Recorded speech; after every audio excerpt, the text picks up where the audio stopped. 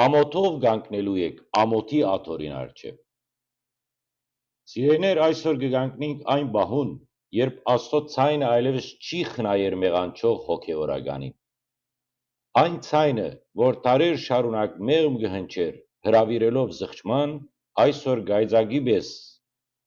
կխոպե մեր խիղճը, ամոթով կանգնելու եք ամոթի աթորին արջև։ Այսօրվա բացահայտումները, այսօրվա ցնցող պաստերը սիրեիներ, ոչ թե մարդկային վրեժխնդրության արդյունք են, այլ աստվածային բադիշ, որ բորդկացավ բացահայտելու համար այն քողարկված մտությունը, որ դարիներ շարունակ կուտակվեցավ մեր եկեղեցու մեջ։